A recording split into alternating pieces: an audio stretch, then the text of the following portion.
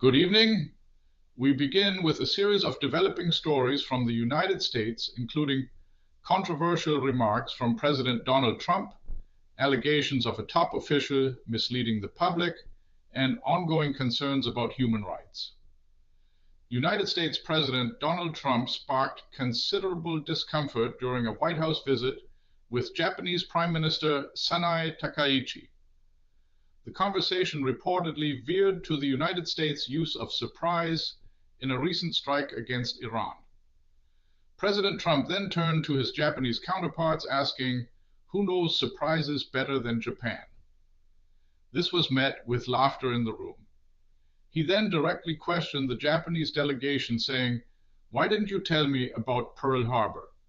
He added that he believed Japan relied even more heavily on surprises than the United States. Prime Minister Takaichi was observed visibly tensing in her chair and glancing towards her delegation. The attack on Pearl Harbor on December 7, 1941, by Japan led to the deaths of more than 2,400 people and the United States' entry into the Second World War. In other news, United States Defense Secretary Pete Hegseth is facing accusations of making misleading statements during a press conference. On Wednesday, the Republican secretary met with families of 6 soldiers who fell in the United States-Israeli Mideast War. On Thursday, during a press conference, Secretary Hegseth stated, "What I heard through tears, in embraces, in strength, and unwavering resolve, was the same from family to family. They said, 'End it. Honor their sacrifice. Do not waver. Do not stop until the task is fulfilled.'" However, the father of one of the fallen soldiers has since come forward on NBC News, refuting this account for his family. He stated, "I cannot speak for the other families. When he spoke with me, that was not a topic." He explained that he told the defense secretary he sincerely hoped the decisions made during the war were necessary. He clarified that he had not discussed the necessity of continuing the war with either Secretary Hegseth or President Trump. Tragically, another individual has died in a United States Immigration and Customs Enforcement detention facility. A 19-year-old Mexican national reportedly died by suicide in a Florida detention center, according to authorities. The Mexican government on Thursday local time called the death unacceptable and demanded a thorough investigation. This incident marks the 44th death in an immigration and customs enforcement detention center since President Donald Trump took office in January of last year.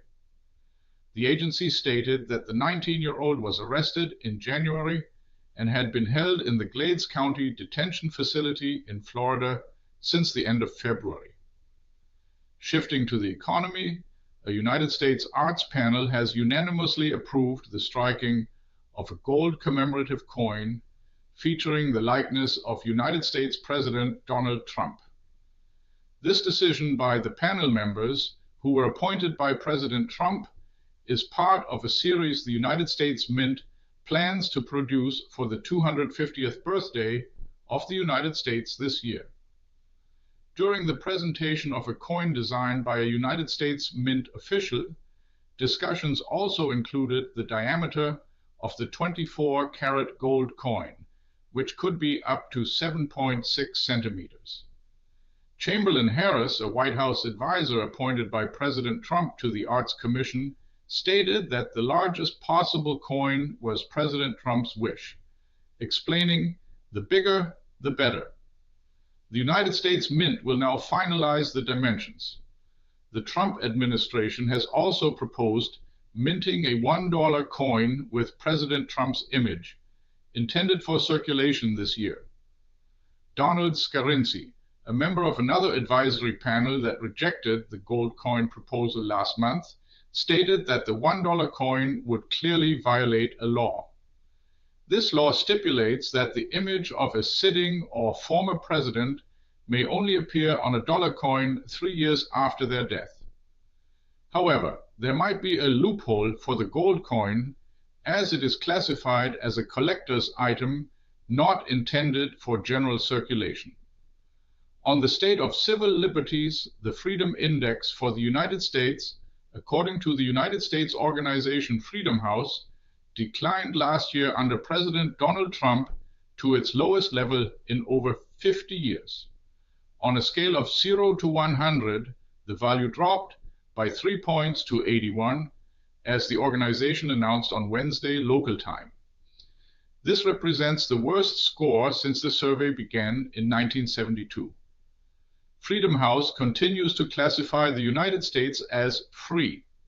However, the score in the survey is now below that of some European nations and South Korea, and on the same level as South Africa. Freedom House attributed the decline in the United States score to a dysfunction of the legislative branch and a dominance of the executive branch, growing pressure on freedom of speech, and efforts by the government to undermine safeguards against corruption. Finally, the United States government has purchased a warehouse in the state of Utah from DWS, a subsidiary of Deutsche Bank.